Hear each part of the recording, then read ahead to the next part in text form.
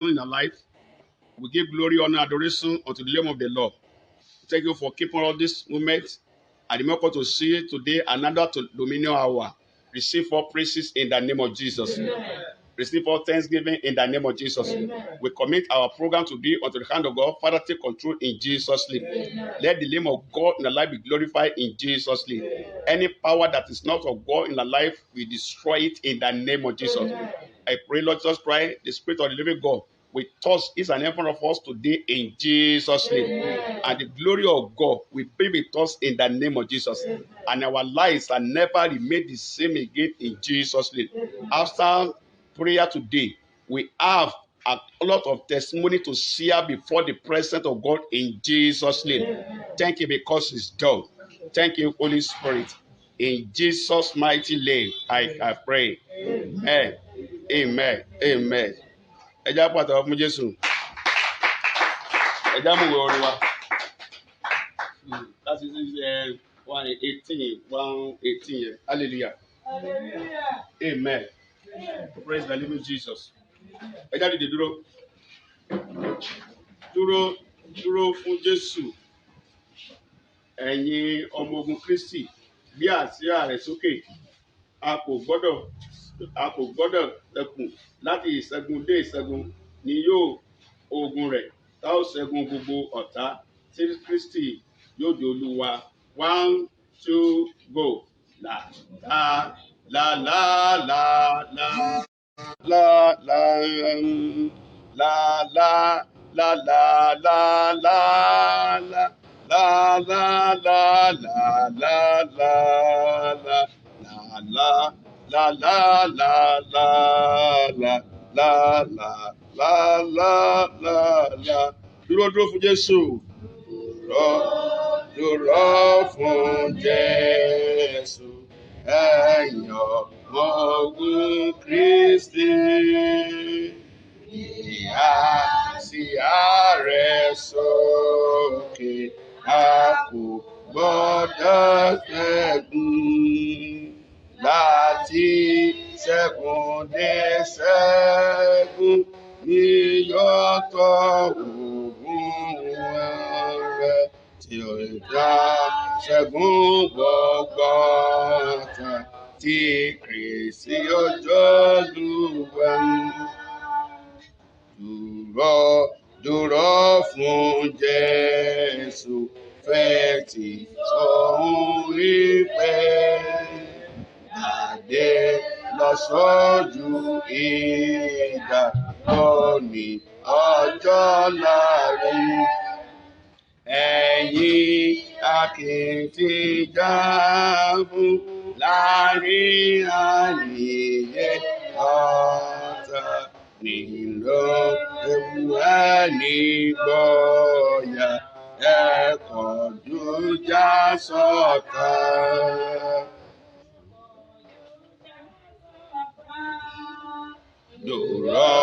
Dúró fún Jésù, dúró lágbára rẹ̀. Ipa ènìyàn kò tó. Máa gbẹ́kẹ̀lé tirẹ̀. Bóyá mọ́ra ìrẹ́rẹ́, máa sọ́nà máa gbàdúrà. Iṣẹ́ tàbí wù pàkì, máa ṣe aládébẹ̀.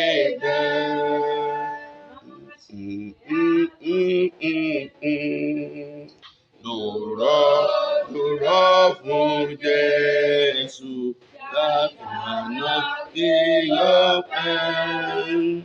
Òní àríwó ogun, àlà oríṣẹ́gun. Ẹni tó bá sí ṣẹ́gun yóò wá iye. Yóò máa bá ọba ògo jọba títí láéláé. Amen. Amen. Amen. Ọ̀sọ̀ fún Ọlọ́run ẹ̀mí tí ń dúró fún Jésù lákòókò tí a wà yìí, tí ń gba ire rẹ̀, tí ń gba ayọ̀ rẹ̀, tí ń gba ìbùkún rẹ̀, tí kì í ṣojo ní ojú ìjà lórúkọ Jésù Olúwa gbé wọ̀ mí. Ẹjọ́ ṣàdúrà báyìí. Ẹjọ́ ṣàdúrà. Ẹjọ́ ṣàdúrà. Ẹ̀mí tí ń dúró lójú ìjà, ẹ̀mí tí ń dúró tí ń jagun àjàyè lórúkọ Jésù Olúwa gbé wọ̀ mí. In the name of Jesus Christ. In the name of Jesus. Jésù Olúwa wa. Jésù Olúwa wa. Lórúkọ Jésù Kristi Ọlọ́run wà pẹ̀lú wa. Gbogbo ohun rere tí Ọlọ́run ṣètò fún ayé wa lówùrọ̀ yìí, òwúrọ̀ ìgbàre ọ̀nà àpòlé wa lọ́wọ́. Àní wa lásán. Gbogbo bí kíbi tá a dẹ̀ ti ń wò mí lórúkọ Jésù ẹni bá gbà nàdúrà. Lẹ́yìn àdúrà àárọ̀ yìí lórúkọ Jésù ẹ máa ní testimony. In the name of Jesus. Let's be seated. Ẹ jẹ́ pàtàkì fún Jésù dáadáa. Ẹsẹ̀ Bíbélì ẹ̀yọ̀ kan wọ́n fẹ́ gba àdúrà níṣẹ́ ìtàn wáyé. That is the book of Matthew 13:25. Let's open our Bible to the book of Matthew chapter 13 verse 25. Ṣùgbọ́n láti máa gba àdúrà lówùrọ̀ yìí, mo gba àdúrà Ọlọ́run ẹ̀mí mọ́tà ń sìn ohun gbogbo tí a ó bẹ̀rẹ̀ tàdé máa pa ní àṣẹ lórúkọ Jésù Ọlọ́run á fi fún wa. Yes. Yes. Amen. Amen. Praise the Lord. Hallelujah. Matthew 13:25.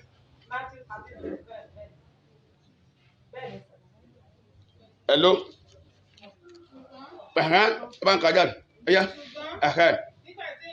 Nígbà tí ènìyàn sùn, ọ̀tá rẹ̀ wá, ó fọ́n èpò sínú àlìkámà. Kí ló ṣẹlẹ̀ sí? Ó bá tiẹ̀ lọ. Hallelujah. Hallelujah. Bíbélì wípé nígbà tí ènìyàn sùn, ọ̀tá rẹ̀ wá, ó fọ́n èpò sínú àlìkámà. Ó sì kí ni ó bá tiẹ̀ lọ. When man slept, his enemy came and he poured the tares into the wheat and went his way. He went his way. Ṣé ó bá tirẹ̀ lọ ni? Kò dúró. Ènìyàn sùn tó mọ̀ pé èèyàn ti sùn. Ẹ rí i pé tí olè bá máa tó fẹ́ wá já ènìyàn. Lọ́rọ̀ bẹ́ẹ̀ tán pé ní òru náà máa wá. So téèyàn ti sùn. Everybody ti sùn. Ẹlòmíì ti bọ́ sókòtì sílẹ̀. Ẹlòmíì ti bọ́ ara sílẹ̀. Àwa wá gbà téèyàn sùn in a time of deep sleep. This is the time tó ń tu wa ara. Tẹ́gbọ́n bá na ẹ̀ wọ́n bá lu èèyàn báyìí òun lè gbéra mọ́. I pray this morning, every power attacking you in the time of your deep sleep, such powers shall die this morning in Jesus' name. Amen. Àwọn tó wà bí ẹ bá lè sàmì, àwọn mi máa sàmì o. I pray any power that are attacking your life during the time of your deep sleep, I say, such powers shall die this morning in Jesus' name. Àkókò tó ti sùn yẹn. Agbára tó ń dọ̀ láti lè jà ọ́ lólè ògo, láti lè wọnú ayé rẹ̀, láti lè ṣe ọ́ níjàmbá. Agbára bẹ́ẹ̀ lówùrọ̀ yìí ó máa dùkú. Lórúkọ Jésù ó máa dùkú. Bẹ́ẹ̀ ni pé ìgbà tí ènìyàn sùn, ọ̀tá wá, enemy wá, ó fọ́n èpò sínú àlìkámà, ó bá tirẹ̀ lọ. Èpò ní ló ń jà wá lógun lénìí. Èpò oríṣiríṣi òun ló ń jà wá lógun lénìí. Ẹ̀rí ènìyàn sùn, wọ́n fún lóúnjẹ ojú oorun. So ọ̀tá ojú oorun náà ti ń ọpúrẹ́tì jù jojú ayé lọ. Torí pé ìṣẹ̀lẹ̀ burúkú tó ṣẹlẹ̀ ní òru òde mọ́ ní ọ̀wọ̀. Bíbélì pé ọmọ aráyé fẹ́ràn òkùnkùn ju ìmọ́lẹ̀ torí pé kí ni o iṣẹ́ ọwọ́ wọn burú. Òru náà máa fi ń ka ojú. Àwọn wà ní kí ni ká wá dàbí jújú. Àwọn ọmọdé máa ń pè ní òjùjú. Tọ́mọ ti rí bèbí dára lé òjùjú. Sẹ́rí bẹ́ẹ̀ ó máa dàbí òjùjú bí lára ògiri. Àwọn máa wọ náírà ògiri, àwọn máa jáde, àwọn máa wọ ní ògiri, àwọn máa jáde. Òru náà máa rìn yàn mọ́lẹ̀. Tẹ̀lé bẹ́ẹ̀, àwọn máa rìn ènìyàn mọ́lẹ̀, àwọn máa press ẹ̀ mọ́lẹ̀. Kò ní lè gbapá, kò ní lè gbẹ́sẹ̀. Iṣẹ́ àwọn èèyàn òkùnkùn dẹni. Wọ́n fẹ́ ṣe bí kan bá tí kan bẹ́ẹ̀ bá ti ṣe ni wọ́n fẹ́ ṣe ọ ní jàǹbá ni. Wọ́n fẹ́ poison yẹ tàbí kán fún Ọlọ́run pa. Gbàtọ́ tó lè kégbe. Akànlè pé jẹ ẹ̀rìn. Àwọn máa jẹ ẹ̀nìyẹn. Ó ti ojú oúnjẹ sọ́wọ́ ikú nìyẹn. Torí àwọn agbára burúkú yẹn. mo gba àdúrà lówùrọ̀ yìí agbára ayọ̀ nínú lójú oorun rẹ lórúkọ Jésù Ọlọ́run kò ṣe wọ́n mọ́sẹ́. I said the Lord will destroy them for us in the name of Jesus. Power attacking your glory, powers attacking your earth in the dreamland shall perish into their own rest this morning in Jesus' name. Amen. Hallelujah. Hallelujah. Àmì tá a yìí ṣe yẹ ò gbé wọn tó. So ẹni tó bá ń sàmì tó kí lẹ́gbẹ̀ẹ́ dìde lẹ́gbẹ̀ẹ́ má jẹ́ kókó tún ẹran ọ. Lẹ́gbẹ̀ẹ́ ní kọ́ sàmì gidi ni o. Àmì ìdáhùn àdúrà. Gbàmí èèyàn àmì tẹ̀yàn ṣe Ọlọ́run adé dáhùn àdúrà. Náà tó yọ ẹ̀mí àti rẹ̀ lójú àlá tó jẹ́ ká yọ akó sinmi. Tẹ́ pé tó bá ti dò tó yẹ ká fi sinmi ká yẹ ká fi sùn. A máa jí wa sílẹ̀ ẹ̀rọ a máa bà wá tó rà lákàlà. Agbá bẹ́ẹ̀ lówùrọ̀ lórúkọ Jésù Kristi ó máa dùkú. In the name of Jesus. Ṣé ènìyàn ọ̀tá wá? Ènìyàn sùn ó wá ó fún ipò burúkú ó fọ́n sínú àlìkámà. Èèyàn wá develop sickness. Àṣà máa ṣe iná máa rún èèyàn máa dùn. A ní àtàtà, a ní problem, a ní BP, a ní oríṣiríṣi, a ní HIV, kò ṣàgbèrè, a ní HIV. Ọ̀tá ló máa ń jẹ́ ti ènìyàn.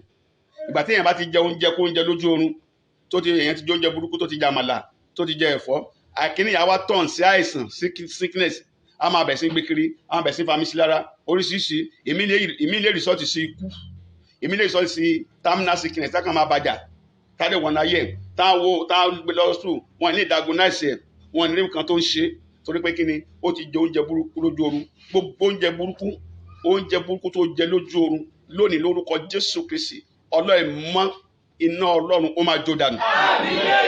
Lórúkọ iná Jésù ó máa jó dànù. In the name of Jesus. In the name of Jesus. In the name of Jesus. Fúlàn a fẹ́ gbàdúrà fúnra yìí. A ní pẹ́ tó bẹ́ẹ̀ tó bá gbàdúrà gidi. Àkótó máa gbàdúrà ẹja gbàdúrà dáadáa. So don't allow your answer to disturb you. Tó answer bá máa disturb ẹ pàṣẹ tiẹ̀ tàbí kó gbé sí silent. Kò wá fẹ́ gbàdúrà dáadáa. Hallelujah. So àwọn tó lórí ọ̀fẹ́ àti tàṣẹ ní pé àwọn tó sì ní auditorium lọ́wọ́lọ́wọ́ tó ń wo program lọ́wọ́lọ́wọ́ so ẹ lè lo anywhere so ibẹ̀ nílẹ̀ tí máa wà blessed ṣùgbọ́n tá a bá wà nínú church lọ́wọ́lọ́wọ́ pé kí nìkan gbé answer tẹ sí silent so má wo answer tẹ o lè wò mí at the same time. Hallelujah. So but after the program mo fẹ́ kó wa disconnect nínú program yìí mo fẹ́ kó kókó dé lọ́wọ́ tó rà máa gbàdúrà yẹn kì í ṣe bí bá ṣe pẹ́ tó nínú àdúrà a lè gbàdúrà ìṣẹ́jú méjì kọ́nà kó ṣe kí ni o kó dá wa lóhùn ẹni mi lè gbàdúrà 20 hours kọ́mọ̀tò ọlọ́run bẹ́ẹ̀ ó rí pẹ́ẹ́n lórí seriousness tábà sì mú àdúrà yẹn èmi àti rẹ ní òwúrọ̀ yìí à ní wa lásán a ó gbàdúrà a ó kàn lẹ̀ kọ́nu ọlọ́run sì dá wa lóhùn in the name of Jesus. In the name of Jesus. I think your prayer today this morning shall be heard in Jesus' name. Your prayer will be answered in the name of Jesus. Anywhere that you're watching right now, I want us to tie your belt, your appetite very well. I want to pray a very powerful prayer. And that powerful prayer is going to reach you and deliver you today in the name of Jesus. The Bible says he sent forth his word and the word healed and delivered them from their destruction. The word of the Lord, the prayer of the Lord is to deliver you from your destruction in the name of Jesus. Anything that might be programmed against you, against your families, against your business, against your health, those power shall die this morning in the name of Jesus. Gbogbo ẹnikẹ́ni tó bá ṣe lòdì sí ayé rẹ, sí òwò rẹ, sí ìdílé rẹ, sọ́mọ rẹ, agbá bẹ́ẹ̀ ó máa dùnkú lówùrọ̀ yìí. Ọ̀tá wá ó fọ́n ipò sínú àlìkámà ó ti nínú ó lọ kò dúró mọ́. Nǹkan tó bá wù kó ṣe ọ́, nǹkan tó bá wù kó ṣe bísínẹ́sì ẹ̀, ẹlòmíì ojú oorun láti bá yé bísínẹ́sì ẹ̀ jẹ́, ẹlòmíì ojú àlá láti palẹ̀ ọmọ ẹ̀dá, ẹlòmíì ojú tó ní láti gbẹ́ ẹ̀mí àbùkù wọ̀, ẹlòmíì ojú àlá láti fún lẹ́ẹ̀mí àjẹ́, ẹlòmíì ojú àlá láti fún lẹ́ẹ̀mí mèrè lóríṣiríṣi tí wọ́n máa ṣe fọ́ lójú ayé pé kó wá gbà kò sẹ́ni tó máa gbà sọ́rí kò sẹ́ni tó máa gbà ṣùgbọ́n àwa initiate yẹn nínú ojú oorun àwa initiate yẹn lójú òkùnkùn gbogbo àwa tẹ́ pọ́n ti initiate lójú àti ojú àlá lówùrọ̀ yìí Ọlọ́run máa deliver wa Jésù máa deliver wa in the name of Jesus. Àlákàlà yẹn kò yẹ ẹnikẹ́ni sílẹ̀ ẹnikẹ́ni lè la àlákàlà ṣùgbọ́n àlákàlà ò gbọ́dọ̀ pọ̀ ju àlá rere lọ tó bá tá àlákàlà ó lè sùnmọ́ ó ti lọ́wọ́ òkùnkùn nínú amen. Gbà mí wà tí Ọlọ́run bá mọ̀ pọ̀ ọmọ Ọlọ́run kó tutù ó ti jẹ tán ti mu tán ó ti gbàgbé Ọlọ́run kò lè gbàdúrà mọ́ Ọlọ́run á ṣílẹ̀kùn àwa náà alákànsí gbá àlábì tó bá dọjọ́ kejì ọmọ náà yẹn kí ni wọ́n á sì kí ni a ṣe ẹ̀sùn náà àgbà ti àdúrà so abẹ́sìn gbàdúrà torí kó ń bà kú pátápátá ẹnikẹ́ni tó bá ti sọ pé kò ní ìdàdúrà mọ́ tàbí any pastor that is telling you don't worry Jesus has prayed for you on the cross of Calvary I pray for you that no need to pray again irọ́ ló pa fún ọ Jésù sọ pé ká má gbàdúrà ṣàlùkẹ́sẹ̀ onípa àwọn ọmọ ní òtítọ́ torí òtítọ́ náà rẹ oní kó dì wọ́n mú kó pa mú kó nínú ayé ní Jésù sọ so ó dẹ̀ kọ́ bá ṣe gbàdúrà so Jésù sọ pé ká má gbàdúrà mọ́ so no pastor can tell us that you should not pray that I'm be praying for you irọ́ ló ń jẹ́ bẹ́ẹ̀ pastor kò tí da ogun ayé ti ẹ̀sẹ̀ tán tẹ́lẹ̀ bẹ́ẹ̀ so out of 100 pastor agbára kalẹ̀ fún ma rí méjì tójú lòtọ́ tó ń gbàdúrà fọmọjọ every day táwọn dẹgbà tó wọn bá tọkọtọkàn so ọmọjọ tó bá ti fún ní nǹkan báyìí kò sádùúrà nìyẹn tẹ́lẹ̀ bẹ́ẹ̀ àwọn ti dàbí prayer contractor anytime prayer contractor lórí parí iṣẹ́ ẹni tó gbéṣẹ́ fún kó bá ọkọ́lé tó bá dẹ̀ ti parí ilé kíkọ́ kí ló so tó nìkan tó nínú ayé ẹ̀ mọ́ aṣọ mi ti kọ́kọ́rọ́ fún ọ tó dẹ̀ kówó jẹ so ó parí nìyẹn ó lọ nìyẹn tó bá tún lé mí kọ́ wà tó pe bíríkìlà yẹn àwa mi kọ́ ilé bẹ́ẹ̀ lè lé mi sí rí prayer contractor ni wọ́n so bá ti rówó gbé sílẹ̀ fún wọn àgbà tówó ìbádẹ́ ti expire wọ́n ti kí ni wọ́n gbẹ́sẹ̀ ẹ̀rọ kan ni àwọn kan dé wà dé pé àwọn ẹ̀dẹ̀ wọ́n jẹ́ prayer partner wọ́n máa pray fún ọ ó ṣe kan rí fún ọ ó ṣe kan rí fún ọ àwọn bẹ̀sìn gbàdúrà fún ọ torí pé àdúrà nígbà kìí sagbára mo gba àdúrà lówó rẹ̀ ìwọ bó ṣe ń gbé mo sówó mi ẹ lórúkọ Jésù àdúrà wa gbà in the name of Jesus dìdúró báyìí dìdúró báyìí orin òwò ní oṣù tó yọrí sí ìbànújẹ́ aláwo ló lá tó yọrí sí ìbànújẹ́ fún ọ aláwo ni mo lá tó lè jẹ́ kó wáyé kó bà mí tí mi dẹ̀ lè rí bá mọ́ ẹlòmí àlákàlà ló lá o ó dẹ̀ báyé ẹ̀jẹ̀ dísìn kò ní túmọ̀ mọ́ torí pé àlá ọjọ́ kan ṣoṣo mo gbàdúrà gbogbo àlá ọjọ́ kan ṣoṣo tá ti bá ìrìn àjò ayé rẹ jẹ́ lówó rẹ agbára náà Ọlọ́run máa sọ́dọ̀kú lómi àníkan rìn kí wọ́n rìn kiri káàkiri ara ọ̀hún ọdẹ bẹ́ẹ̀ àlákàlà ni akọ ọ̀run ayé ọ̀run àlákàlà ni ọdẹ bẹ́ẹ̀ lẹ́yìn yóò máa gbé báíbù kiri ẹni yóò máa kọrin ẹ̀rọ pé áńgẹ́lì ni akọrin àlákàlà ló ńlá ẹ̀rọ pé ọkọ̀ ọ̀run ló bá gbogbo wọn jà bọ́n wọn bá ṣe fẹ́ firi tẹ̀lé pé kánsà ti lọ chọ́ọ̀chì ọba dẹ́jọ́ chọ́ọ̀kù àwọn ṣọ́ọ̀ṣì yamayaba ni kánsà ti kálí yẹ ká máa fèdè sọ̀rọ̀ òkùnkùn ń fèdè sọ̀rọ̀ so kò sẹ́ni tó lè fèdè sọ̀rọ̀ a bá ti speak in tongue agárò pẹ̀ ṣe ìyẹn ara ẹ̀ ṣẹ́ẹ̀dì kìíní o speak in tongue ayé ò nítumọ̀ o speak in tongue ogun ayé ò sẹ́ what they say of speaking in tongue tó bá speak in tongue tó bá díẹ̀ mọ́ Ọlọ́run tuntun if you speak in tongue tó òkùnkùn bá wà fún ẹ ní bí tẹ́ kìíní ọmọ asádànù torí ọ̀rọ̀ tó ń jáde lẹ́nu ẹ̀ speak in tongue is a lifelong language èdè ọ̀run ni kan speak in tongue ìwọ tó wà lẹ́ speak in tongue gbọ́dọ̀ gbá agbára ìmọ̀ náà ń pè bẹ́ẹ̀ àmọ́ kì í ṣe agbára lékulẹ́yẹ ẹni dẹ́sẹ̀ kiri ọwọ́ speak in tongue èdè wo ló ń ṣe èdè ọ̀run àpáàdì ni ohun tó bá ti ní original láyé ó gbọ́dọ̀ ní counterfeit tí product kan bá dáa àwọn á lọ ṣe fake ẹ̀ kájà pé product ẹ̀ dáa nìyẹn ohunkóhun tó bá ti ní fake kò exist Ọlọ́run tá a sì ní ọ̀run ṣé kò sí fake Ọlọ́run tàbí fake Jesus àkàmẹ́ fake Jesus fake oríṣiríṣi tó pọ̀ káàkiri ṣẹ́gẹ́dì sí so torí pé ojú original fake ẹ̀ náà gbọ́dọ̀ wà mo gbàdúrà gbogbo agbára fake tó ń yọ ọ́ lẹ́nu tó yọ mí lẹ́nu lówó rẹ̀ Ọlọ́run máa ṣẹ́wọ́lẹ̀ in the name of Jesus so ti start gbàdúrà báyìí so ti start gbàdúrà kó gbà á dáadáa ó lè fi ìjókòó ẹ̀ sílẹ̀ Olúwa Ọlọ́run ẹ̀ mọ́ agbára àlákàlà tán fi kó ira ayé mi lọ Ọlọ́run ẹ̀mí mímọ́ aláburúkú tán fi járe ayé mi gbà Ọlọ́run mo ké pè ọ́ ó yá dá ire mi padà ó yá sọ́dà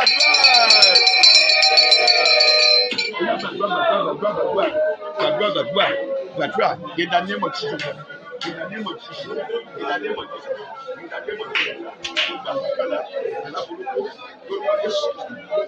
láti dá ògo mi gbà láti dá ire mi gbà Olúwa gbà fún mi Olúwa gbà fún mi Olúwa gbà fún mi Olúwa gbà fún mi Olúwa gbà fún mi Olúwa gbà fún mi Olúwa gbà fún mi Olúwa gbà fún mi Olúwa gbà fún mi Olúwa gbà fún mi Olúwa gbà fún mi àlákàlà every evil dream the evil use to seize my glory to collect my glory Give it to me now in the name of Jesus.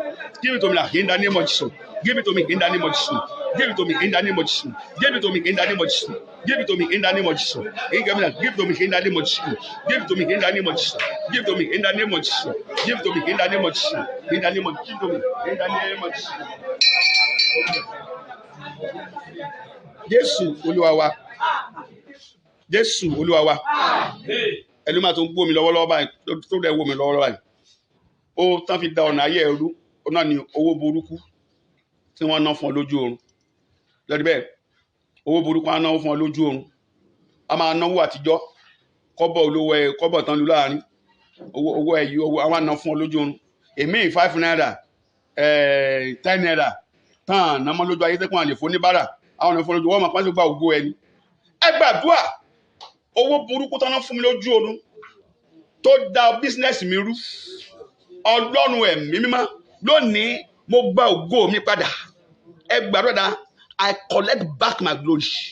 Every evil money spent on me in the dreamland that caused commotion, that caused destruction in my business, I collect it back. Olúwa owó burúkú owó àgbàná tánà fún mi lójú oorun tó bà ayé mi jẹ́ Ọlọ́run ẹ̀mí mímọ́. Ó yá mo gba ògo mi padà. Ó yẹ sọ́jà dúró.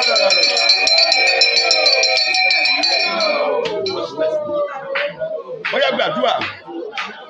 In the name of Jesus Christ, every evil money spent for me in a dream that caused destruction in my life now, I collect my glory back now. I collect my glory back. I collect my glory back. I collect my glory back. I collect my glory back. In the name of Jesus. In the name of Jesus. In the name of Jesus. In the name of Jesus.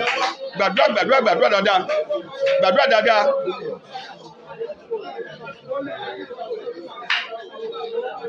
Lórúkọ Jésù Kristi ó yá gbà fún mi gbà ògo mi padà gbà ògo mi padà gbà ògo mi padà gbà ògo mi padà gbà ògo mi padà ó yá gbàdúrà in the name of Jesus Christ, in the name of Jesus Christ, in the name of Jesus, in the name of Jesus, in the name of Jesus, in the name of Jesus, in the name of Jesus. Jésù Olúwa wa. Ẹlòmíì òkú ló wá náwó fún kẹrìbẹ ẹni tó kù wá ti náwó fún ṣe pé you have become a forgotten issue. Ire kankan ò lè dọ́dọ̀ ẹ̀ lórí ilẹ̀ ayé torí ìsà òkú náà program ògo ẹ̀ sí yóò mọ sẹ́bi jàkà nínú ayé ni. Ó lè da 10 billion sí orí òwò kó tó oṣù mẹ́ta yóò wálẹ̀ ẹ̀mí òkú ni. Kódà òkú ẹ sọ fún Ọlọ́run òkú tó náwó fún mi lójú oorun òkú tó náwó fún mi lójú oorun tó bà ayé mi jẹ́ Ọlọ́run ẹ̀mí mọ́ àrá ẹ̀mí mímọ́ náà pè ní tọ́jà Ọlọ́run àrá ẹ̀mí mímọ́ ó yá sọ́pa sọ́dà àdúrà.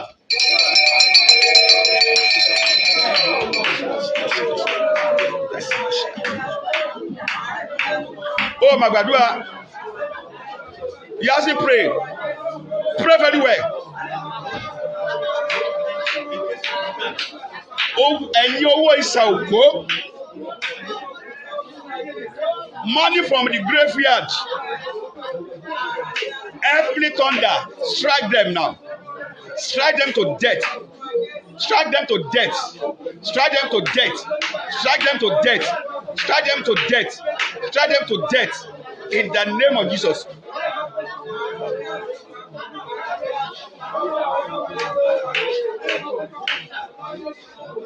Strike them to death in the name of Jesus Christ. Strike them to death in the name of Jesus Christ.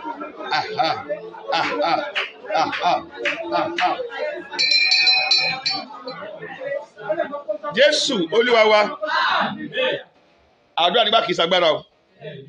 Mo sọ fún ọ time is class number. Obìnrin kan lájọ oṣù sọ́ọ̀rù tàbí gbàdúrà dáadáa. Ṣùgbọ́n tó kọ́ wá dé mo rí bọ́ọ̀sì of kìlọ̀ wẹ̀. Sọ mo wá ní mo rí kìlọ̀ wẹ̀ o. Ọwọ́ rẹ̀ ni. Anyway, àwa gbàdúrà àwọn àdúrà tó lè bèrè. Ṣòro ẹ̀ pé bẹ́ẹ̀ wá pè mí. Ó ní ẹnìkan pé ó ní abroad. So pé ó ní kó lọ sí Ìbàdàn. Sáré bẹ́ẹ̀ mo ti sọ testimony yẹn rárá rí. Èmi lọ́lọ́run ló fẹ́ nìyẹn. So kì í ṣe testimony ta. Ó wá ní kó lọ sí Ìbàdàn. Kó lọ sí báńkì nǹkan Soso bank. So gbà tó dọjọ́ kì í tó jà àrùsọ fẹ́ lọ ó wá sọ́dọ̀ mi. So mo pray fún. So gbà tó dẹ̀ lọ pé kí ló dẹ̀ débẹ̀ ó dé báńkì yẹn. So ó di ìwé ilé lẹ́nu ẹni kó gbà. Ó gba ìwé ilé yẹn báńkì yẹn gbogbo kọ́kọ́rọ́. tọ́ni ẹ̀ tọ́jú sí báńkì ó dẹ̀ locate àdírẹ́sì ẹ̀ ó dẹ̀ sí odidi láti gbé ẹni tí gbogbo kan tó wà ń bẹ̀ àti mọ́tò àti everything òun fún ṣé kò tán nígbà tá a dùn àgbà tá àdúrà èèyàn bá ti gbà ayé yìí dùn ó ṣe é gbé ìdí náà jẹ́ pé àwọn olówó ò fẹ́ kú tálákà ní fẹ́ kú ẹ̀yẹn táyé ò bá ṣe gbé ẹ̀jẹ̀ ikú jẹ́ mọ́ lọ sọ́run hallelujah ṣùgbọ́n ẹni tó bá lówó lọ́wọ́ wà ní bí ọdẹ company wà fẹ́ kú tó bá ní company bí mẹ́fà tó wà fẹ́ kú èèyàn á máa sá fún kú ni á máa bẹ̀rù kú hallelujah ṣàdíbẹ̀ ẹ sọ fún Ọlọ́run Olúwa o agbára tó dúró pẹ̀lú àlá òkùnkùn nínú ayé mi má jẹ̀mú bẹ́ẹ̀ kó lọ bàjẹ́ má jẹ̀mú àlá burúkú má jẹ̀mú àlákàlà nínú ayé mi Olúwa bàjẹ́ ẹjọ́ ẹni tó bá lè gbàdúrà dáadáa ni o ẹni tó bá dúró tí ọ tó bá ti lè gbàdúrà kú lọ́dún ẹ̀ má jẹ́ kó ìjẹ́ tiẹ̀ Olúwa Ọlọ́run alágbára má jẹ̀mú àlá burúkú má jẹ̀mú àlá ibi àlá ìbànújẹ́ lórí ayé mi Olúwa bàjẹ́ àdúrà.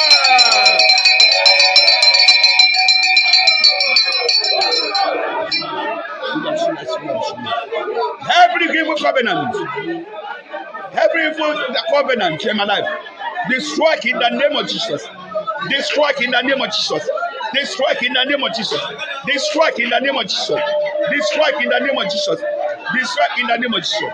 Remoso Koyama. Lezenderema. Kala Santaya. Oya baja. Májẹ̀mú ibi.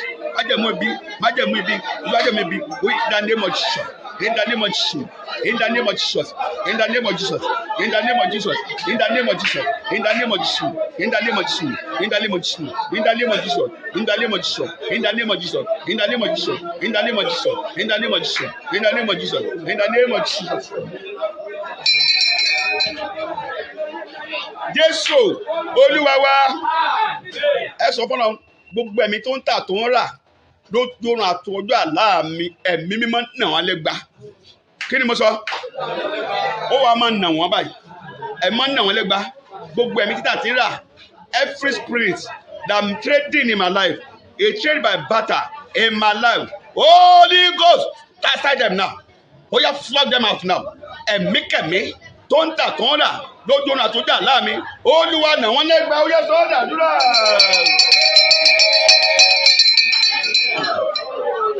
Oya máa nà wọ́n lẹ́gbàá báyìí. Oya máa nà wọ́n lẹ́gbàá. Flog them now. Cancel them now. In the name of Jesus. Oya nà wọ́n lẹ́gbàá. Oya nà wọ́n lẹ́gbàá. Oya nà wọ́n lẹ́gbàá. Oya nà wọ́n lẹ́gbàá. In the name of Jesus. In the name of Jesus. Oya nà wọ́n lẹ́gbàá. Oya nà wọ́n lẹ́gbàá. Oya nà wọ́n lẹ́gbàá. In the name of Jesus.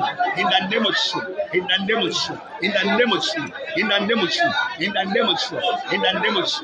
In the name of Jesus. Lo Sunday ni ma. Ekele zenteri ma. Oya ni oleba. Oya ni oleba. Oya ni oleba. In the name of Jesus. In the name of Jesus. In the name of Jesus. In the name of Jesus. Jésù Olúwa wa. Jésù Olúwa wa. Jésù bẹ́ẹ̀ mi kẹ́mi kò bá rẹ́rìn o. Nígbà tí Jésù wọnú sinagogu, àwọn ẹbẹ̀ sì ń tà, wọ́n sì pàṣẹ sípàrọ̀, abẹ́kọ̀. Kí ni Jésù ṣe? Hallelujah. So if you accept Jesus Christ, so you not be a gentleman. Lójú ayé báyìí ló tún máa di gentleman. Ló tún máa lọ bí ìṣògọ́mù. Born again, sister, brother, hallelujah. Ṣùgbọ́n nínú ẹ̀mí, ó gbẹ́sẹ̀ kẹ́ni o, ó gbọ́dọ̀ le. Bó bá gba Jésù bá gbọ́n nínú ẹ̀mí, wọ́n máa they will waste your life. I pray your life shall not be wasted in the name of Jesus. Jésù fẹ́ gbalé wọn jáde. Kí ló ṣe kí ni o? Ó fẹ́ gbalé wọn jáde gbogbo àwọn kẹ́ni. Bẹ́ẹ̀ kí náà gbogbo àwọn ẹ̀mí títà tí rà nínú ayé rẹ̀. Ọlọ́run yóò nà nípa sàn. Ẹ sọ fún Ọlọ́run, ẹ̀mí tó ń tà tó rà nínú ayé mi. Ẹni tó bá sùn lọ́sàn gangan yóò làlàkàlà. Abẹ́kọ̀. Ẹni yóò sùn sínú ṣọ́ọ̀bù ẹ̀ yóò làlàkàlà lọ́sàn gangan. Ẹni nínú ṣọ́ọ̀bù yóò làlàkàlà ọkọ̀ ọ̀dọ́ tí wọ́n máa bá nínú ṣọ́ọ̀bù. Ẹni bẹ́yẹ. Kàkà ni wọ́n ní kán gbàdúrà. Gbani kan wá síbi tí wọ́n ti gbàdúrà wọn ní wá. Ìyà dẹ̀ ń jẹ wọ́n. Ìgbà tó ọkọ̀ ọ̀rọ̀ wà nínú ayé ẹ̀ ọkọ̀ ayé máa dúró.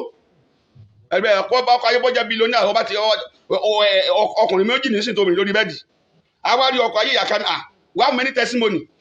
Yóò ti sáwọn yẹn pé kiri ìyàwó máa ń sùn. Ọkọ ni yóò sùn sáàárín ọkọ̀ ayé sùn sí ẹgbẹ́ kan. bó ti ẹ jẹ́ pé ọkọ ọ̀run dẹ̀ wọ owó ọkọ ayé ó dẹ̀ wọ sí ayé sílẹ̀ ó wọ sílẹ̀ sẹ́ni òní fìyàwó yẹn sílẹ̀ ìgbà tó bá di ké tó ọkọ tó pé orí èjòlá tí ọkọ ayé tó rí èjòlá tó sùn sẹ́sẹ́ gbé ìyàwó ó máa ní kó dúró ó máa lè dànù ni àní kó gbàdàdà pé kìnnìkan ẹ̀rọ kókò sọ́kọ ọ̀run ni ẹ sọ fún Ọlọ́run Olúwa o ẹ̀yin ẹ̀mí kẹ́mi tí tàtí lánàá ayé mi tó ń sùn tí mi lójú oorun lójú àlá lójú ayé Olúwa nà wọ́n nípasẹ̀ ikú Olúwa nà wọ́n nípasẹ̀ ikú ó yẹ sọ́dọ̀ dúró. Sẹ́ndẹ̀dẹ̀ mùsùlùmá ẹ̀mí ẹgbẹ́ every spirit husband spirit wife oh yes flow them out in my life in that image oh yeah flag of death flag them to death now wọ́n ní pàṣẹ ikú in the name of Jesus Christ.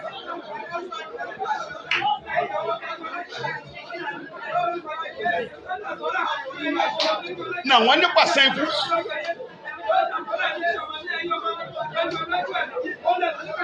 In the name of Jesus Christ. Oya gbàdúrà. Nípasẹ̀ ikú. In the name of Jesus. In the name of Jesus. In the name of Jesus. In the name of Jesus. In the name of Jesus. In the name of Jesus. In the name of Jesus. In the name of Jesus. In the name of Jesus. In the name of Jesus. In the name of Jesus. In the name of Jesus. Jésù Olúwa wa. Jésù Olúwa wa. Ìdí náà jẹ́ pé àwọn ọmọ ẹlòmíì tó fi kílèmù bàbá méjì. Ó kílèmù bàbá méjì. Ọkọ ọ̀run àti ọkọ ayé náà jọ fún ọ lóyún papọ̀. Báwo sì ní kílèmù bàbá méjì? Àwọn ọmọ yẹn lè gbọ́dọ̀ sí ẹlẹ́nu. Ọmọ tọkọ ọ̀run ẹ tó bá fẹ́ dá obìnrin lójú pátá ọjọ́ tí ọmọ yẹn bá ṣe graduation ní yunifásitì tó ń bọ̀ nílé á dẹ̀ pa lójú ọ̀nà. Ọmú kan ẹ̀ iṣẹ́ ayé ni o àwọn àjẹ́ ló pa o àjẹ́ ò ló pa ọkọ ọ̀run ló mú kan ẹ̀ mọ nǹkan kan sẹ́ẹ̀dì gbogbo kan tẹ̀kàn gbọ́ tẹ̀ ń gbẹ́rù pé ẹ̀rì kó kankan mú fúláàgì ni yìí kan tó ṣe èdè spirit rẹ̀ mu ni ṣùgbọ́n tẹ́ni bá ti sùn ó parí ó di láìlála kó tó tají kò tún jí mọ́ ọ̀rẹ́ ẹni problem àwọn èèyàn inú ayé wọn yìí sùn àwọn òkùnkùn wọn yìí sùn ọwọ́ pé ọwọ́ ọgbọ́n ló gba Jésù ọwọ́ ń sùn ìgbà yẹn ó máa wà rested ni ó máa wà useless. I pray today any power that want to render your life useless shall be destroyed this morning in the name of Jesus.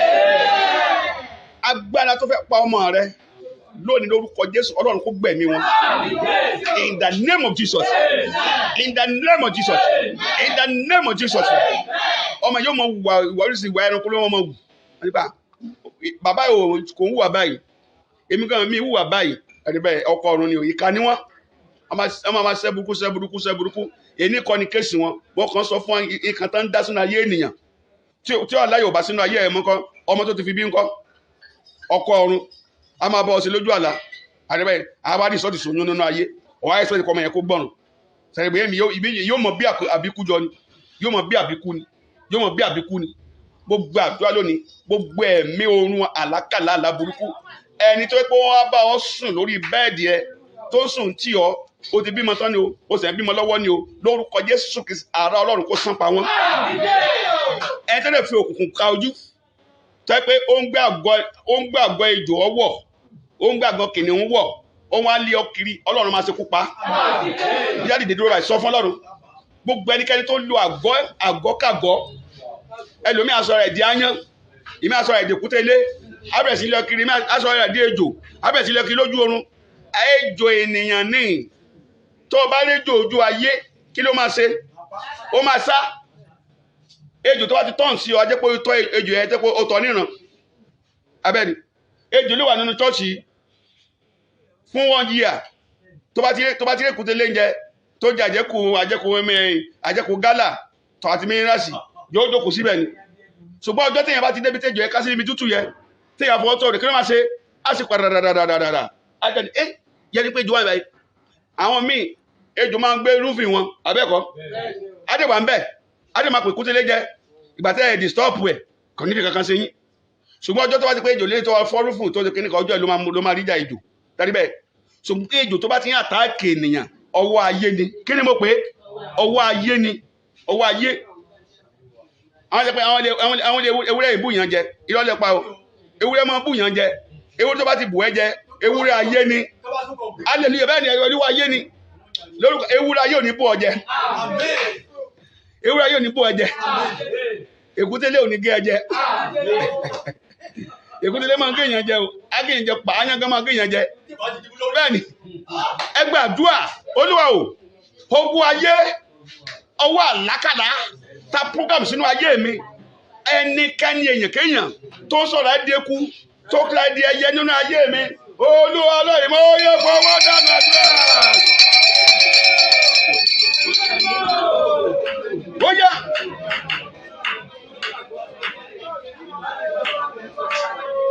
Ó yá pamọ́ dànù. Iná kò jó. Èkúté ilé. Ayé òkùnkùn. Ejò òkùnkùn. Ó yá gbiná gbiná gbiná gbiná gbiná gbiná gbiná gbiná gbiná gbiná gbiná gbiná.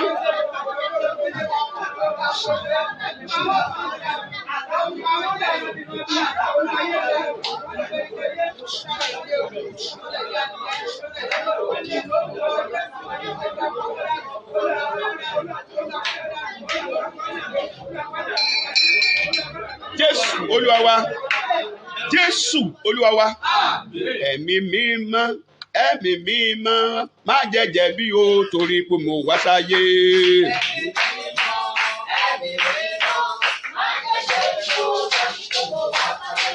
Ẹ̀mí mímọ́, ẹ̀mí mímọ́, má jẹ́jẹ́ bí o torí pé mo wá sáyé.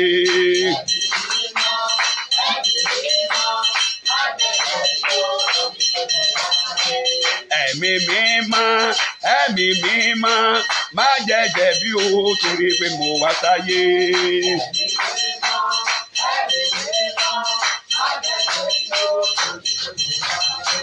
Má jẹ́jẹ́ bí o torí pé mo wá sáyé. Má jẹ́jẹ́ bí o torí pé mo wá sáyé. Má jẹ́jẹ́ bí o torí pé ẹ gbàdúrà ó gbọ́wọ́ lé inú ẹ. Oúnjẹ wo ni mo jẹ lójú oorun tó kó bá ìrìn àjò ayé mi? Oúnjẹ mo jẹ lójú oorun tó fa àìsàn sínú ayé mi. Oúnjẹ ojú oorun máa ń fa àìsàn sínú ayé ènìyàn ni. Ó gbọ́dọ̀ jáde. Ibẹ̀ lè lómi tó máa ti lóyún ìju. A ní fibroid ni. Ibẹ̀ lè máa ti gba oríṣiríṣi àìsàn burúkú. Abẹ́ sí ru kiri. Olúwa o, oúnjẹ wo ni mo jẹ lójú oorun tó kó bá health mi? Gbọ́ọ̀rọ̀ Olúwa, ó yá pòórá pòórá pòórá pòórá disappear disappear. Every food that I had in a realm that is causing evil in my life, right now disappear disappear disappear. Gbọ́wọ́ lé inú ẹ, ó yá sọ́dà dúrà.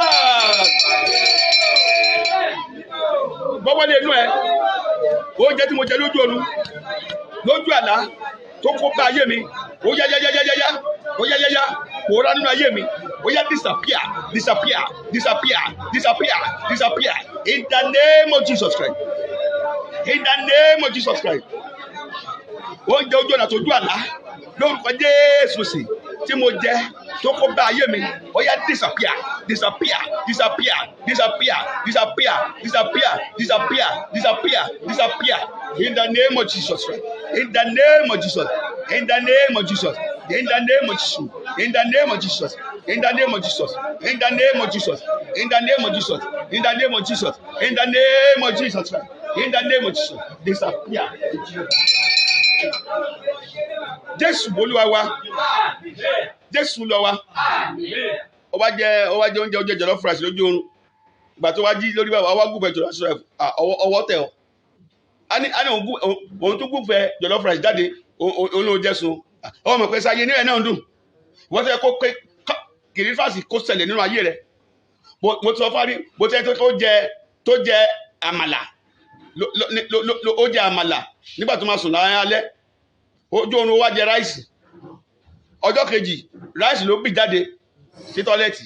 Ráìsì kò jẹ ráìsì sun àmàlà ló jẹ sun.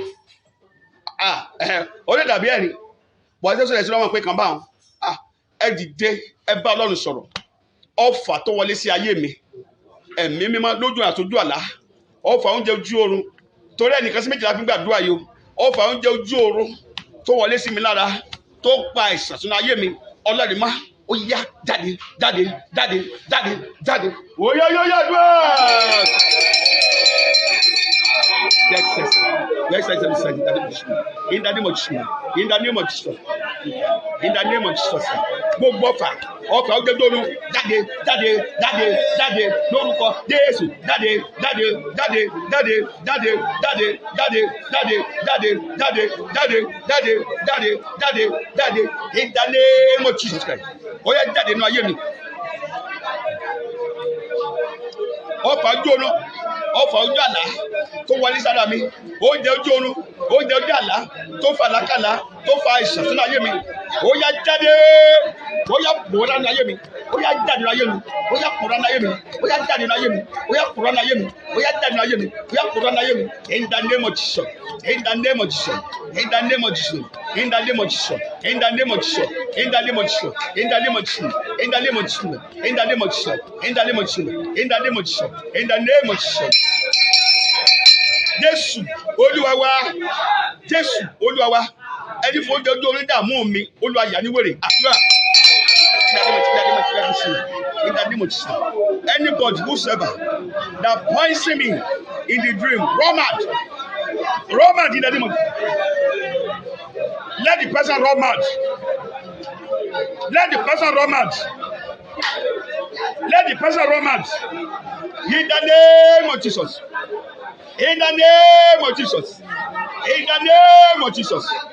In the name of Jesus. In the name of Jesus. In the name of Jesus.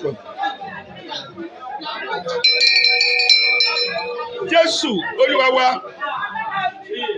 Súnmọ́wájú díẹ̀. Súnmọ́wájú díẹ̀. Súnmọ́wájú díẹ̀. Amen.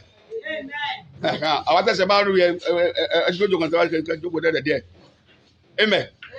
Ẹ̀mí ó jẹ́ ojú oorun tó wọ́n sẹ́sẹ̀ ẹ̀yìn tí jẹ́ kẹ́ máa ṣe báyìí lórúkọ Jésù Ọlọ́run ó mú kúrò.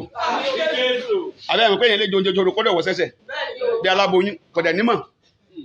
Ẹni àìsàn tí ẹ̀ bá ti gbé lọ sí hospital táwọn lè diagnose pé nǹkan bẹ́ẹ̀ kan wà níbẹ̀ ọwọ́ ayé ni. Ẹ̀sùn tó tọ́ ni mo sọ fún yín ọwọ́ ayé ni. Táwọn wa táwọn rí díẹ̀ kò sí kan tí ń ṣe ọ́ sẹ́yìn tí kan sí lákàn pé kan ṣe ń ṣe kò mọ̀. Iná máa bí yẹn pé wọn kò sí kan tó ń ṣe ọ́ ìkàn tí wà ń bẹ̀. Gbogbo àdúrà lóòrọ̀ yìí Ọlọ́run máa ṣẹ́gun rẹ̀. Amen. So we are not into teaching deliverance, but I will tell you just little. So tó bá ti mú mínásì lójú oorun tó mú mínásì tó sì fi ẹ̀jẹ̀ èèyàn ló mú. Ìbá jẹja ló jẹ ìbá jẹ ẹran èèyàn. So ọjọ́ tí ẹlẹ́ran bá dẹ̀ máa bẹ́ẹ̀ tí wọ́n máa gbàdúrà àdúrà yóò padà mú ẹnìyẹn ìka ní òkùnkùn àwọn mú ẹran èèyàn á máa fún ẹjẹ lójú oorun lójú àlá tá a máa gbàdúrà gbogbo ẹni jẹnara mi ẹni mẹjẹ Olúwa pa akàndéédé pẹ́ẹ́rẹ́ akànkúrò jìjì ní ó lè wá sọ́ọ́sì o nítorí kò múra sára ẹ̀ wọ́n ti fún lẹ́nu èèyàn míì jẹ àwọn pàdánù àwọn kúkú yà kò dẹ̀ mọ́ kankan pa ẹ̀ gbogbo ẹnikẹ́ni tó ń fún lẹ́nu èèyàn jẹ tó ń fún ẹni kókè ẹ̀jẹ̀ èèyàn mu lójú olójú àti wọn fi ṣe pàdé kù lórúkọ Jésù Olúwa kó sàrà lù wọn. àti wọ́n tó ń gbọ́ mi lọ́wọ́ tó wà nílẹ̀ lọ́wọ́lọ́wọ́ tó wà tó wọ́n lọ́fíìsì ẹ lórúkọ Ọlọ́run máa sàrà lù wọn.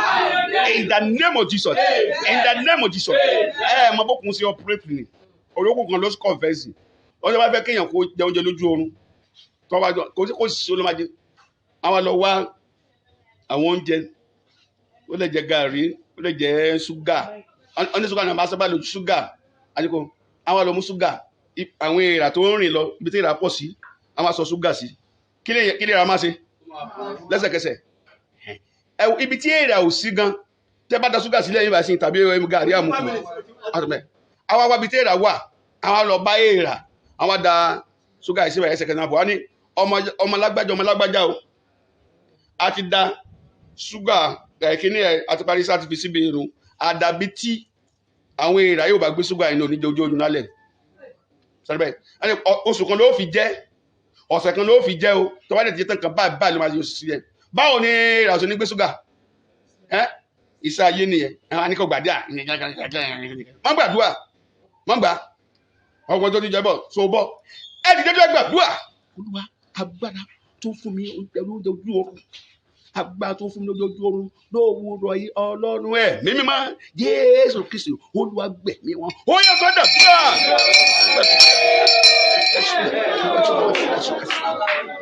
Power feeding me the dream. Oh yeah, receive your debt.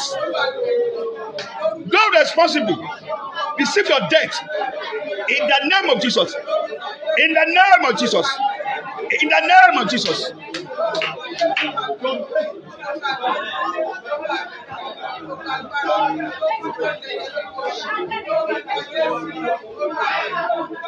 In the name of Jesus. Agbára tó fún mi jẹ lójoojú oorun, ó lọ gbẹ̀mí wọn. Ẹ má gbẹ̀mí wọn. Ó lọ gbẹ̀mí wọn. Ó lọ gbẹ̀mí wọn. Ó lọ gbẹ̀mí wọn. Ó lọ gbẹ̀mí wọn. In the name of Jesus. In the name of Jesus. In the name of Jesus. In the name of Jesus. In the name of Jesus. In the name of Jesus. Jésù Olúwa wa, agbára iná àti àrá wọnú mi. Tágbára iná àti àrá bá wọnú ayé yẹn, sọ wọn lè dọdọ èèyàn. Tá bá sọ fún ṣúgà, ẹsẹ̀kẹsẹ̀ lòjò máa rọ lójijì. Á sì kí ni o? Agbá wọn lọ. Ọlọ́run má agbára iná àti àrá tán lè fọwọ́ kàn. Táyé ìfún ló jẹ kó jẹjẹ lójú oorun. Agbára àti àrá tó jẹ ojú oorun kì í nà. Ọlọ́run mọ́ ó yá gbọ́. Àdúrà àdúrà àdúrà àdúrà àdúrà àdúrà in the name of Jesus. Power that cannot be molested in the dream. Power, fire. Oh yeah, give it to me now.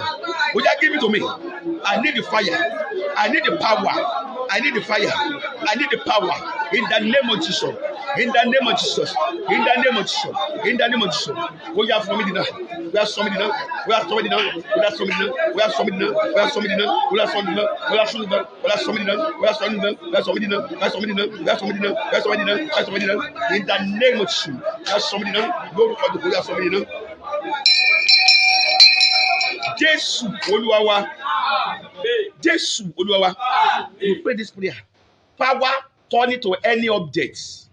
You will not return to human being again. Answer to this prayer. Amen. Agbára tó ń sọ̀rọ̀ àìdí ẹyẹ, tó ń di eku, tó ń di ejò, tó jẹ́ ènìyàn nínú ẹ̀mí. Ní di ènìyàn mọ́ lẹ́yìn àdúrà yìí. Bẹ́ẹ̀ sì ẹjẹ́ gba dáadáa, ẹ gbá gidi. Agbára tó kó sọ̀rọ̀ àìdí eku, aáyán, ejò, lójú ọ̀nà àtọ́jú àlá mi.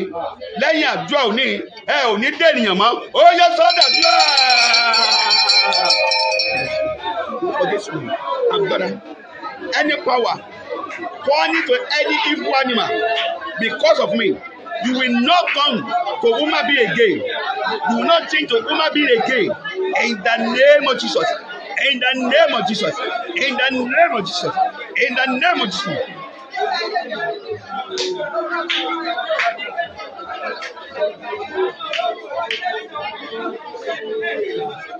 You will not go to human being again. In the name of Jesus. In the name of Jesus. In the name of Jesus. In the name of Jesus. In the name of Jesus. In the name of Jesus. In the name of Jesus.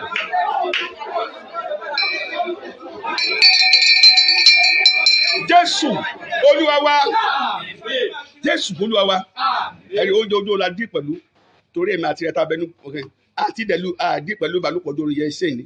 Wọ́n ti gbàdúrà gbogbo àìsàn tó ojojú oorun tó ti fà sára mi jáde jáde jáde jáde jáde o lè bọ́ bàtà ẹ̀ sìn gbogbo àìsàn tó ojojú oorun ojojú àlá tó ti gbà sínú ayé mi ó yá jáde jáde jáde jáde ó yẹ tó dà dúró. Àyìnlá dé mọ̀ sí gbogbo àìsàn tó ojojú oorun tó ti gbà sínú ayé mi ó yá jáde jáde jáde jáde jáde jáde jáde jáde jáde jáde jáde jáde jáde.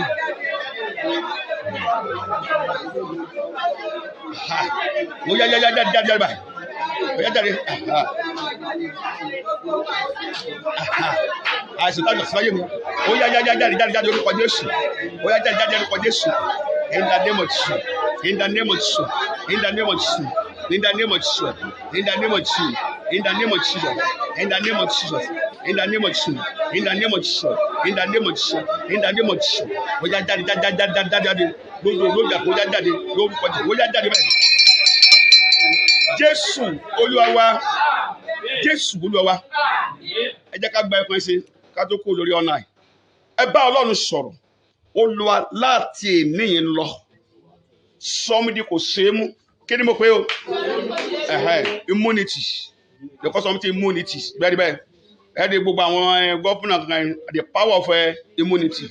So when we don't want the real moon, and is you know, we have spiritual immunity now. Olúwa lọ́nà agbára immunity. Tẹ́kẹ́ ẹnikẹ́ni ò lè fọwọ́ kàn mí. Má rí mi fín, má fọwọ́ kàn mí, má fi lójoojú oorun, má pẹ́ kí n lálàkàlà. Agbára bẹ́ẹ̀ ọlọ́run mi wá. Ó yẹ gbìyànjú ní àgbà. The power of immunity. The power of immunity. Give it to me after today's prayer. In the name of Jesus. In the name of Jesus. In the name of Jesus. In the name of Jesus. The power of immunity. Give it to me now. Right now. Right now. Right now. Right now. Right now. Right now. In the name of Jesus. In the name of Jesus. The power of immunity. Give it to me right now. In the name of Jesus. In the name of Jesus. In the name of Jesus, the power of humanity, give it to me right now. In the name of Jesus, give it to me right now. In the name of Jesus, give it to me right now. In the name of Jesus, give it right now. In Jesus' name we pray. In Jesus' name we pray. Place your hand upon your tummy, your stomach. Anywhere that are watching me right now, place your hand upon your tummy, or anywhere that are listening to me, put your hand upon your tummy. I want to release a prophetic anointing of deliverance that will deliver you from all the food that have already ate in the dream for donkeys of years. I pray our prayers are because you come for testimony in Jesus' name. Amen. Father, in the name of Jesus. Ami o lágbára. Father, in the name of Jesus. Amen. Father, in the name of Jesus. Amen. Father, in the name of Jesus. Amen. I thank God for all those people. And these people that are looking, watching, listening to me, it's not me that listen to, but listening to the Spirit of God that is in me. By the power in the name of Jesus, Lord, any evil foe that have already been in the dream, I command them, loose in the name of Jesus. Loose in the name of Jesus. Loose in the name of Jesus. Loose in the name of Jesus. Loose in the name of Jesus. Loose in the name of Jesus. Evil dream, evil song that causes commotion, that causes blockage in your vein, that causes sickness. Have that evil fruit, I neutralize it now with the power in the blood of Jesus Christ. With the power in the blood of Jesus. With the power in the blood of Jesus. Be neutralized in Jesus' name. Let the power of God neutralize it in the name of Jesus. I pray that you vomit it now by fire in the name of Jesus. Poison from the dream. Vomit it right now in the name of Jesus. Vomit it right now in the name of Jesus. Come out in form of urination in the name of Jesus. Come out in form of coffee in the name of Jesus. Come out in form of yawning in the name of Jesus. Mo pàṣẹ ó yá kó máa bá ẹ kó jáde báyìí. Oúnjẹ ojú tó jẹ kó máa bá ẹ kó jáde. Lórúkọ Jésù kó máa bá ẹ kó jáde báyìí. Kó máa bá sísí jáde. Kó máa bá yán jáde. In the name of Jesus. In the name of Jesus. Lẹ́yìn àjọ òwúrọ̀ yìí, agbá tó fẹ́ fún ọ lóúnjẹ ojú oorun. Tó bá padà wá lórúkọ Jésù tó bá dáyán tó dẹrùkọ wọn ní dènìyàn mọ́. Lórúkọ Jésù kan tó dé gètè délé ẹ lórúkọ Jésù ẹ̀mí máa pa wọ́n dànù. Iná Ọlọ́run máa dún wọn dànù. Lórúkọ ara ayé ó ti di iná Ọlọ́run bá. Wọn ní dọ́dọ̀ rẹ̀ mọ́. Ó jẹ́rìí ńlá. Bẹ́ẹ̀ ni yóò rí. Ògo ni forúkọ Ọlọ́run. Gbogbo àwọn tó dẹ̀ wò mí káàkiri all over now. Gbogbo àdúrà lódùmarè kó wọnú ayé lọ báyìí. Oúnjẹ ojú ohun táyé fi bọ́ yín lórúkọ ní fi bọ́ yín mọ́. Ẹ ra àánú gbà. Bẹ́ẹ̀ ni yóò rí o. Àṣẹgorí ẹ̀ kò yí padà. Ògo ni forúkọ Ọlọ́run. Jésù Olúwa wa. Àmín, àmín, àmín. Jésù. Fire. Praise God for Jesus. Praise God for Jesus. Go and sit down. Go and sit down. Amen. Praise the Lord. Praise the Lord.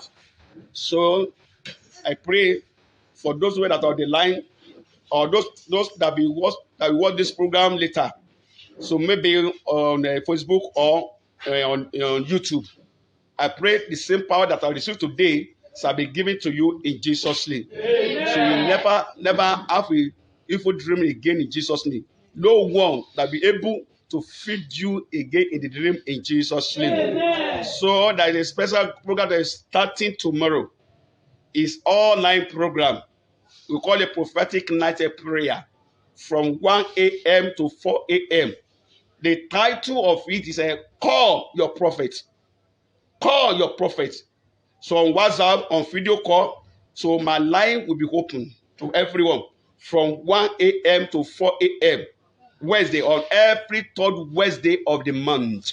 So that tomorrow is the third Wednesday. So try to call. Or next week. If you next week. So any third Wednesday, try to call me. So call God, and I will be prayed for, and the power of God will work a miracle in your life in Jesus' name. Amen. So shall it be the name of the Father, the Son, Amen, and the Holy Spirit. Amen. Let's cry out for Jesus very well.